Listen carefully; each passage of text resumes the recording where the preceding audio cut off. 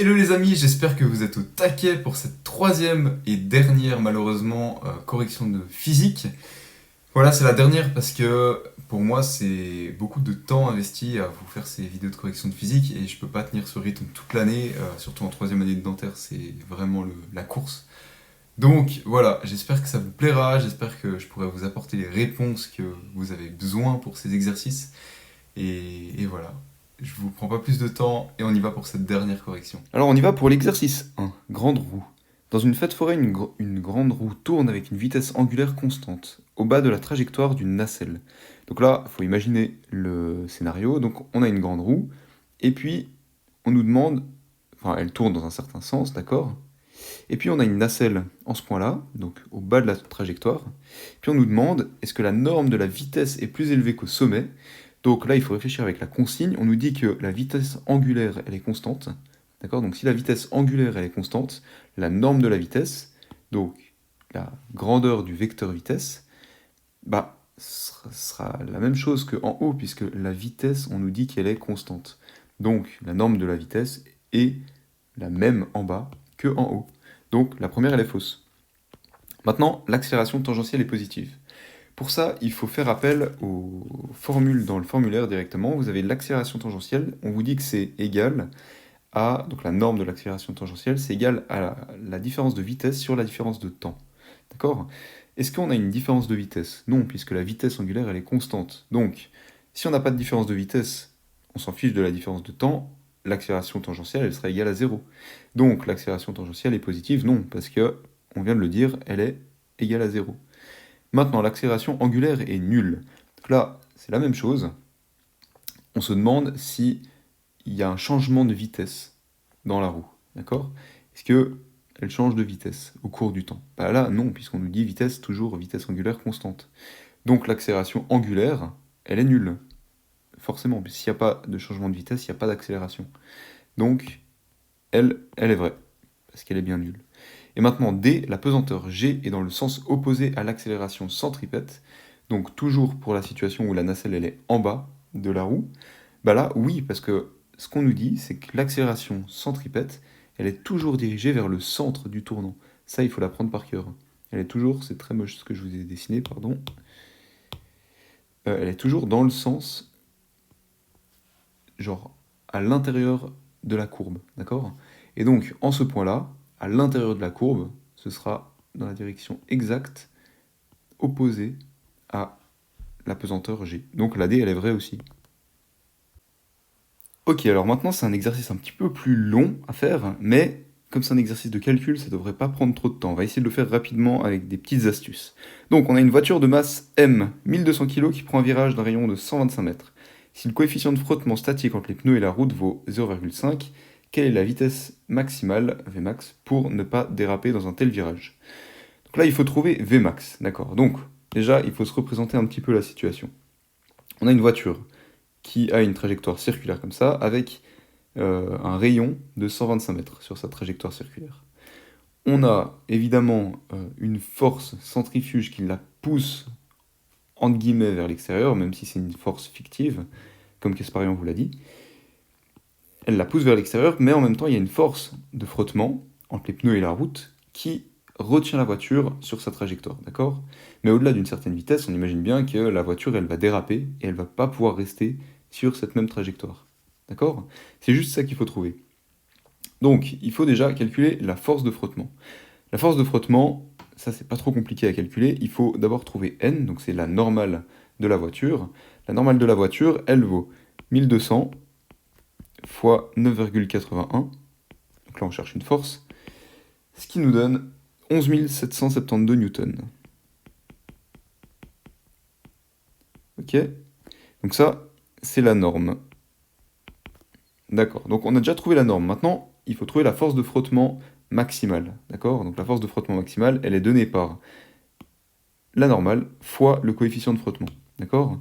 donc la force de frottement maximale, que je note FFR, elle est de 11 772 fois 0,5, ce qui nous donne 5886.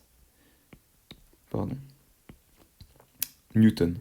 Donc ça, c'est la force de frottement maximale à laquelle la voiture, elle va résister. Parce qu'au-delà de cette force de frottement, bah en fait, enfin, quand la force centrifuge va être plus grande que la force de frottement, la voiture, elle va déraper. Ok, maintenant, il faut trouver la vitesse à laquelle euh, la force centrifuge est égale à la force de frottement. Parce que du coup, si on est au-dessus de cette vitesse, eh ben, la voiture va déraper. D'accord? Donc si on trouve la vitesse à laquelle ces deux forces sont égales, ce sera la vitesse maximale pour que la voiture ne dérape pas. On comprend ça? Du coup, la force centrifuge, c'est, elle est de même norme que la force centripète. Donc là, il faut juste prendre la formule de l'accélération centripète, puis après on se rappelle de la formule F égale m fois a, donc la force égale à la masse de la voiture fois l'accélération. Et du coup, c'est l'accélération centripète, qui est de même norme que l'accélération que l'accélération centrifuge. Donc, on va déjà noter ça ici. F centrifuge est égal à l'accélération centrifuge fois la masse. Donc maintenant, on calcule la force centrifuge. Ok? La force centrifuge, elle est égale à l'accélération centrifuge, qui elle est aussi de même norme que l'accélération centripète. Donc on prend la formule de l'accélération centripète qui nous donne V carré sur R, et tout ça fois la masse. Maintenant, on veut que la force centrifuge, ça soit égal à la force de frottement. Donc, tout simplement, on va faire 5886. Ça, c'est égal, donc la force de frottement, elle est égale à la force centrifuge, donc c'est égal à V carré. V carré, on ne le connaît pas. Divisé par R, R on le connaît, c'est 125, fois la masse, on la connaît, c'est 1200. Ok, puis maintenant qu'on sait ça, on passe tout de l'autre côté, et puis en résolvant l'équation, on se rend compte que, je vous fais pas le détail, hein, mais on se rend compte que V, c'est égal à 24,8. Mais du coup, c'est 24,8, qu'est-ce que c'est? Bah, c'est des mètres par seconde, comme toujours en physique. Hein. Donc, il faut bien traduire ces 24,8 en km/h, parce que on n'a pas de réponse qui correspond en mètres par seconde. Donc, on fait 24,8 fois 3,6, c'est la formule pour passer de mètres par seconde en km/h, et on trouve 89 et des poussières. Donc, c'est la réponse D, 90 km/h. Alors, pour l'exercice 3, c'est un exercice qui normalement prend peu de temps à l'examen, donc si vous tombez sur un exercice comme ça, vous devez être assez content, parce que ça peut vous faire gagner beaucoup de temps pour d'autres exercices. Donc on va commencer tout de suite. Lesquelles des affirmations suivantes sont correctes? Le vecteur de vitesse angulaire est parallèle au vecteur d'accélération tangentielle. Alors là, on se rend compte tout de suite que non, parce que le vecteur de vitesse angulaire, il est toujours dirigé dans ce sens-là ou dans ce sens-là. Hein. Il n'est pas dans le plan de rotation. Hein. Il sort toujours du plan de rotation. Si ça tourne dans ce sens-là, alors le vecteur de vitesse angulaire, il va aller dans ce sens-là. Okay, ça, c'est la règle de la main droite. D'accord? Si on a une rotation dans ce sens-là, comme ici, eh ben, le vecteur de vitesse angulaire, il va monter vers le haut. Donc ça, le vecteur de vitesse angulaire, il tourne vers le haut. Et puis par contre, le vecteur d'accélération tangentielle, lui, il est collinéaire, enfin il est coplanaire, il partage le même plan que le plan de rotation, d'accord? Sauf qu'il est dirigé dans le sens de la vitesse, toujours, l'accélération tangentielle. Ok? Ensuite, B, le vecteur, donc la A, elle est fausse, forcément. Maintenant, B, le vecteur d'accélération centripète est toujours orienté vers le centre de rotation. Bah alors là, oui, ça c'est par définition, le vecteur d'accélération centripète, il est toujours dans ce sens-là. Ça, c'est l'accélération centripète. Ok? Elle va pas forcément jusqu'au centre, hein, ça peut être quelque chose comme ça. D'accord? Mais le vecteur d'accélération centripète, il est toujours dirigé directement vers le centre de rotation. Hein. À l'inverse du vecteur d'accélération centrifuge, qui est pas tout à fait conventionnel. Enfin, en gros, c'est pas une force qui existe, c'est une force imagée, l'accélération centrifuge, mais la seule qui existe, c'est la force centripète. D'accord? Mais bon, retenez pas ça, mais retenez uniquement pour faire simple que le vecteur d'accélération centripète est toujours dirigé vers le centre. Ok? Et il est toujours de même norme, comme je l'ai dit plus haut dans l'autre exercice, que l'accélération centrifuge. Donc ça, c'est vrai, pardon. C'est dirigé vers le centre de rotation. Ensuite, C, le vecteur vitesse est toujours parallèle au vecteur d'accélération tangentielle. Bah là, c'est ce que je vous ai dit avant. Le vecteur de vitesse, il est par exemple comme ça. Ok. Et puis, le vecteur d'accélération tangentielle, il est toujours collinéaire au vecteur de la vitesse, au vecteur vitesse, d'accord? Pas le vecteur vitesse angulaire, c'est pas la même chose. Le vecteur vitesse est dirigé dans le sens, par exemple, si on lâchait l'objet en ce point-là, il irait dans le sens de la vitesse angulaire. Par contre, le vecteur vitesse angulaire, c'est pas du tout le même vecteur, il est pas dirigé dans le même sens, ok? Et le vecteur vitesse est toujours parallèle au vecteur d'accélération tangentielle, c'est vrai. Par contre, il n'est pas toujours dans la même direction. Par exemple, on prend la situation où un objet tourne dans ce sens-là, mais de moins en moins vite, et ben l'accélération tangentielle, elle sera dirigée dans l'autre sens que la vitesse. Mais par contre, ils seront toujours parallèles. Donc la C, elle est vraie. Et maintenant la D, le vecteur de vitesse angulaire de notre planète est orienté vers le nord. Donc rassurez-vous tout de suite, il n'y aura pas de questions comme ça à l'examen. Ça, c'est une question où il faut de la culture G, et puis enfin, qui sait dans quel sens tourne la Terre comme ça de tête? Bah, je peux vous dire peu de monde, en tout cas pas moi. Et voilà, donc pour ça, il faut prendre une image sur Internet ou n'importe quoi pour trouver la solution. Peut-être qu'il en a parlé dans le cours, voilà, mais en tout cas, ça, c'est pas à savoir pour l'examen, donc pas de stress là-dessus. Mais sachant ça, vous devriez pouvoir répondre à cette question, hein. Donc si la Terre tourne dans ce sens-là, on prend notre main droite et on fait la rotation avec les doigts. Donc si on a notre main tendue puis qu'on ferme les doigts, ça va donner une sorte de mouvement de rotation dans un certain sens, puis on oriente notre main soit vers le bas, soit vers le haut, pour que ça soit dans le même sens que la Terre, qui est représentée ici. Et là, on se rend compte qu'il faut que notre pouce soit orienté vers le haut, pour que ça matche, en fait. Donc le vecteur de vitesse angulaire, qui est représenté par notre pouce, eh ben, il est bien orienté vers le nord, comme marqué ici, tout simplement. Donc la D, elle est vraie aussi. Alors maintenant pour l'exercice 4, c'est un exercice assez compliqué à expliquer, mais c'est parce qu'il est assez intuitif en fait, mais je vais essayer du mieux que je peux en tout cas. Donc la pluie, elle tombe verticalement à 10 mètres par seconde, donc elle tombe dans ce sens-là.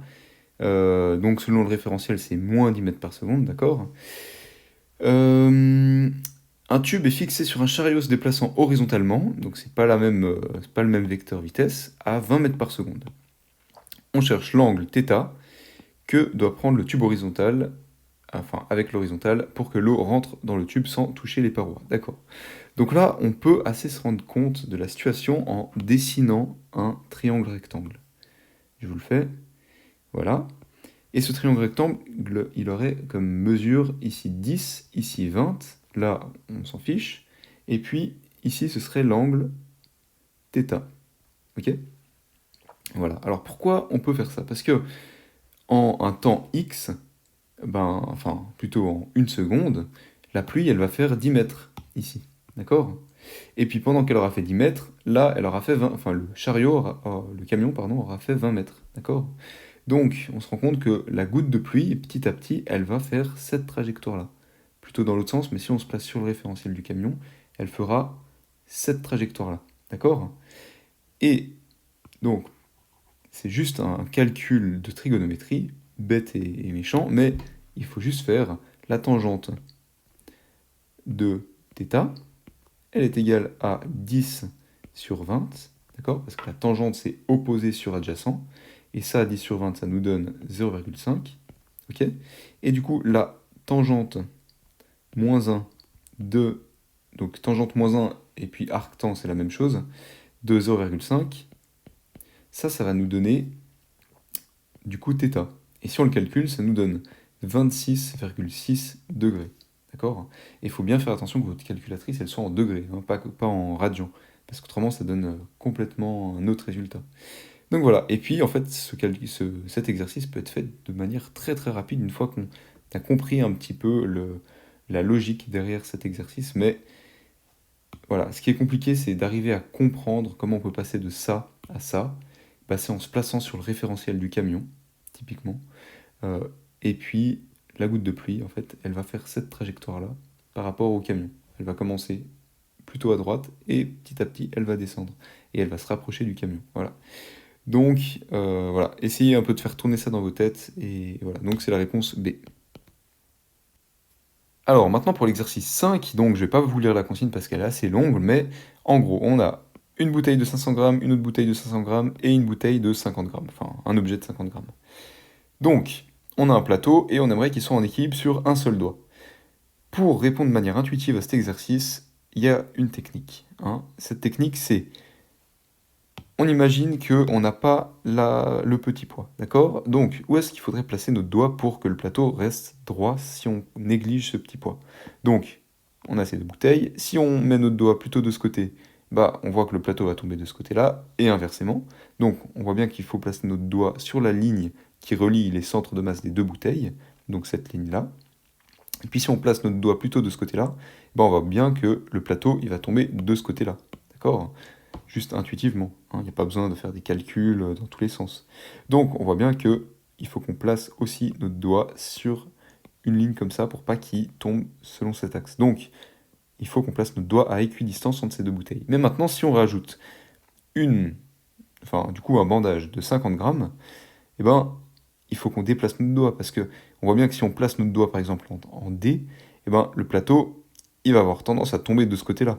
D'accord? Même si on laisse notre doigt là où il était, le plateau il va tomber du côté où on a rajouté du poids, parce qu'il était en équilibre, on rajoute du poids, il est plus en équilibre. Et on se rend compte maintenant que pour que le plateau soit en équilibre, il faut qu'on place notre doigt, donc pas en A, parce que là on voit bien que tout tombe, pas en B, parce que bah, là on voit bien qu'il y a plus de poids de ce côté-là du plateau que de ce côté-là du plateau. Pas en E, parce que bah, là on se rend compte que tout tombe, pas en D non plus, parce que déjà en ce point-là, si on rajoute ce poids, ça tombe, mais du coup en C, parce que en C, on rapproche le centre de ce poids-là, et donc le plateau peut tenir en équilibre, voilà, parce qu'on rajoute ce poids. Donc ça, c'est un peu une manière intuitive de répondre. Ça peut se faire en une fraction de seconde, une fois qu'on a compris l'exercice. Donc voilà. Et du coup, c'est la réponse C, au point C. Alors pour l'exercice 6, donc ça c'est un exercice qui prend beaucoup de temps, et rassurez-vous, normalement vous n'en aurez pas des comme ça à l'examen. Si vous en avez des comme ça à l'examen, vous en avez peut-être un, et faites-le en dernier, parce qu'au pire si vous perdez un point sur un exercice comme ça, c'est pas grave, parce que tout le monde le perdra, hein. Donc ou beaucoup de monde le perdra, puis après vous répondez au bol, puis voilà. Mais il faut pas perdre de temps sur des exercices comme ça à l'examen, il faut plutôt privilégier les exercices simples, en tout cas. Donc, je vous lis pas la consigne, parce que surtout il donne des valeurs, hein, mais il faut qu'on calcule déjà pour la A le centre de masse du système Terre-Lune. Donc pour ça, on prend la formule de la position du centre de masse qui nous dit que la distance par rapport à un point de référence qu'on a choisi, du centre de masse justement, c'est égal à la somme des masses fois la distance respective au point de référence qu'on a choisi, le tout divisé par la somme des masses. D'accord?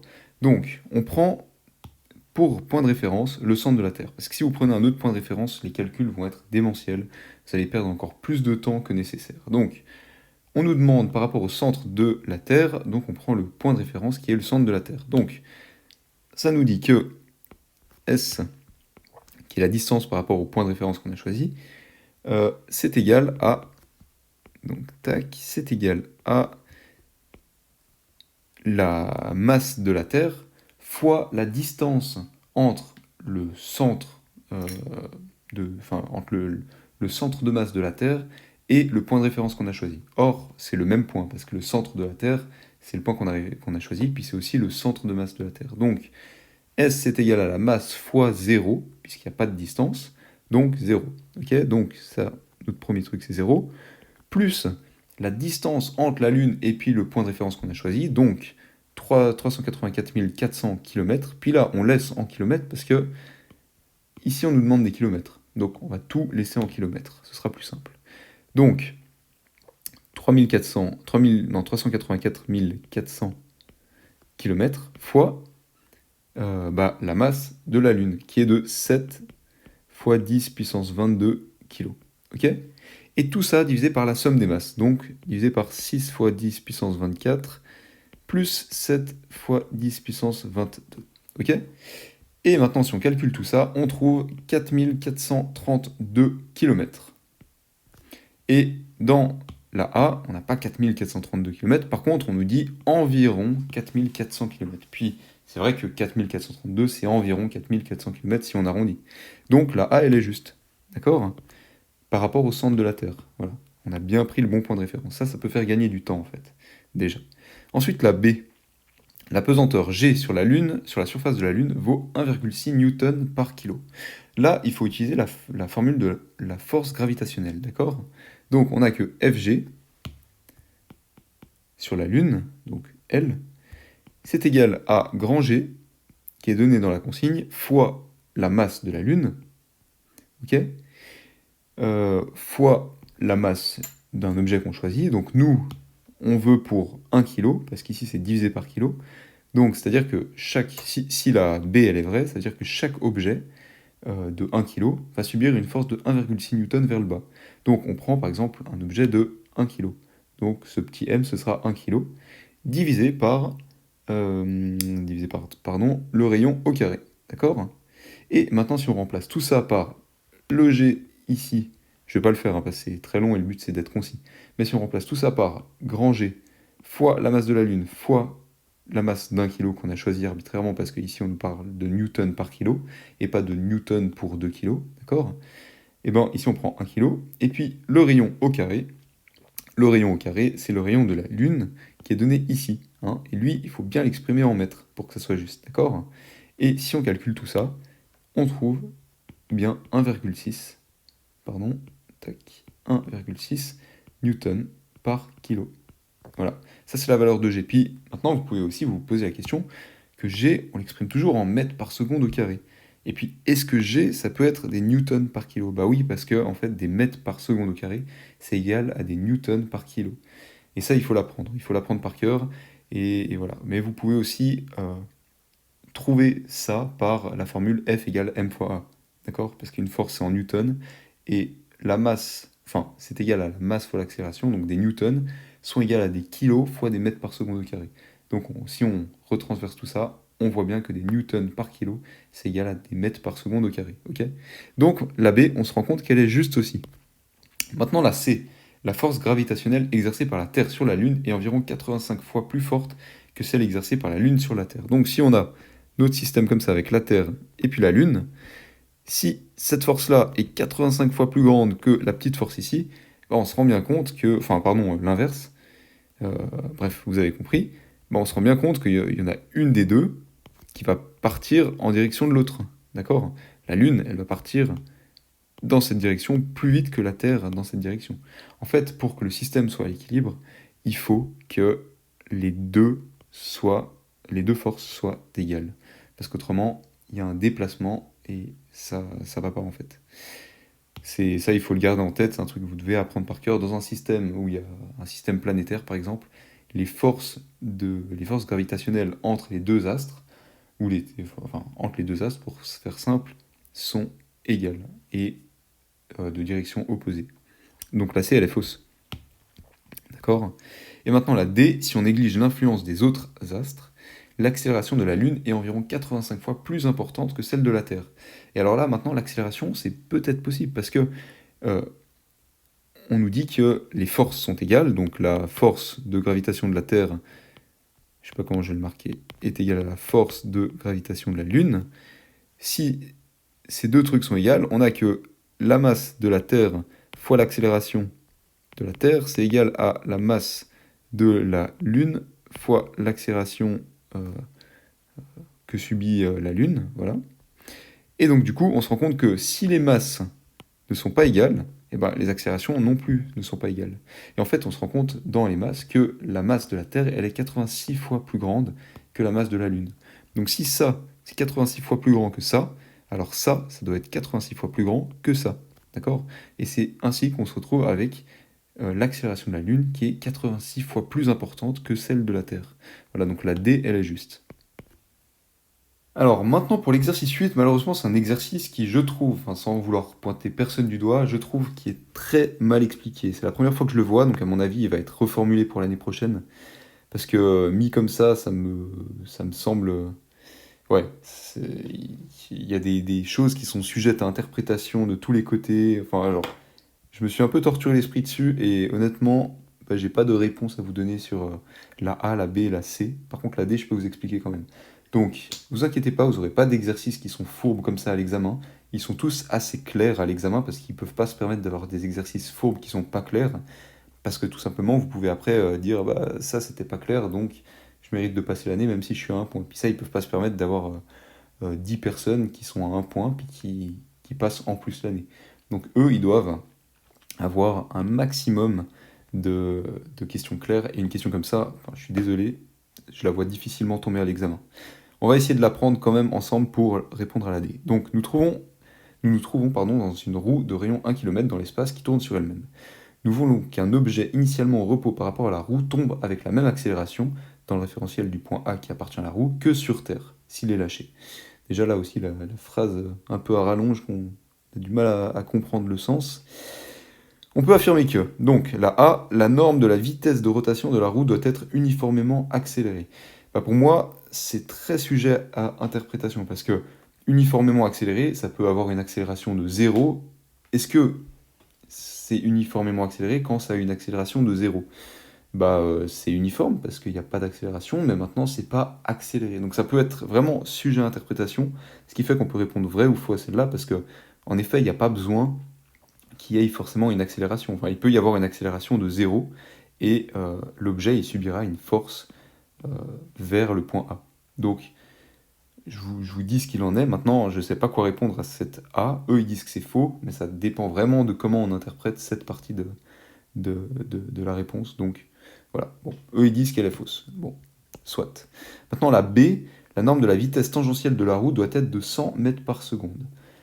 Pour moi, pour répondre à celle-là, il faudrait déjà savoir la distance entre la pomme et puis le centre de rotation, d'accord?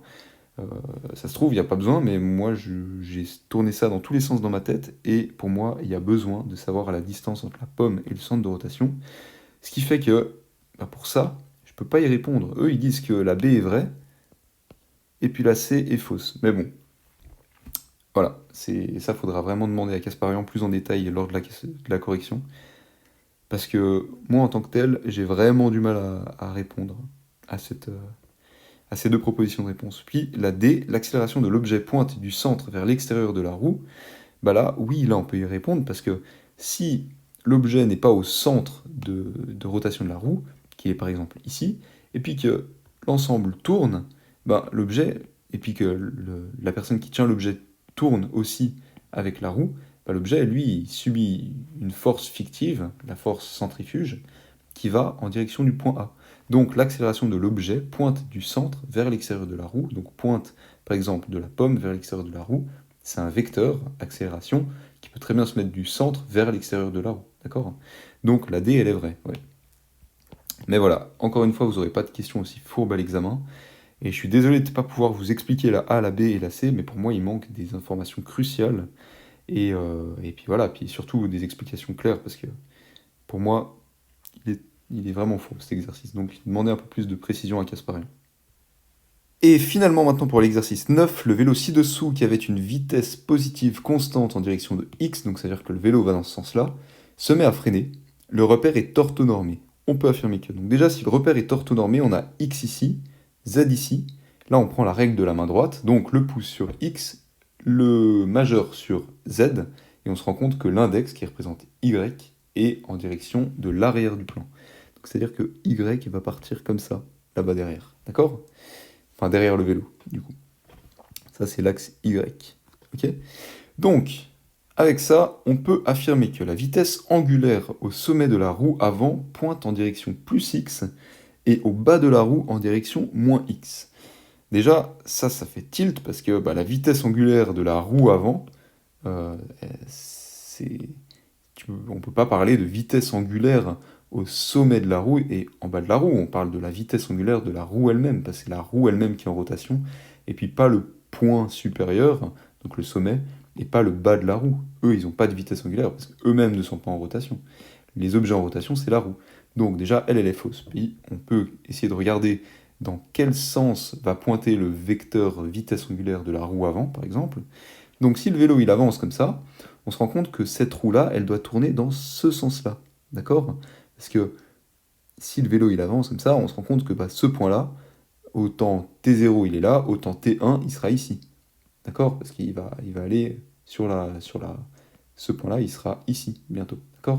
Donc cette roue-là, elle tourne dans ce sens-là, d'accord?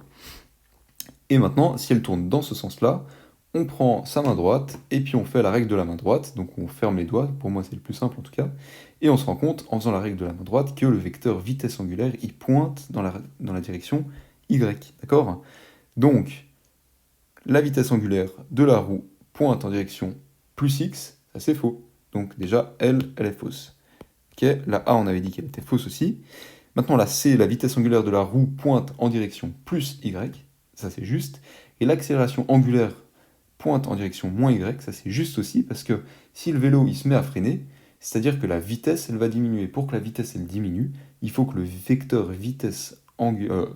accélération angulaire, il pointe dans la direction opposée du vecteur vitesse angulaire, d'accord? Donc pour ça, il faut que le vecteur accélération angulaire, il pointe dans cette direction-là, donc dans la direction moins y, et que le vecteur vitesse angulaire, il pointe dans la direction y, voilà.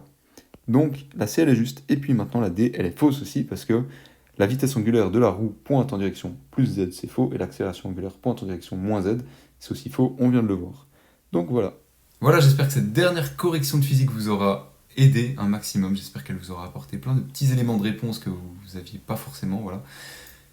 Un petit truc, restez attentif à vos mails en fin de semaine prochaine, il y a un cadeau, je vous le dis parce que vous êtes resté jusqu'à la fin de la vidéo, mais en principe il y a un petit cadeau de la part d'UpMed qui devrait tomber dans vos mails la semaine prochaine, ça risque d'être un événement assez chouette, donc voilà. J'en dis pas plus, restez attentifs sur vos mails, beaucoup de courage pour toute la suite de l'année, vraiment, et j'espère qu'on se revoit bientôt, hein, bientôt en blouse de médecin, non? Dans une année ce serait chouette en tout cas. Allez, beaucoup de courage, ciao.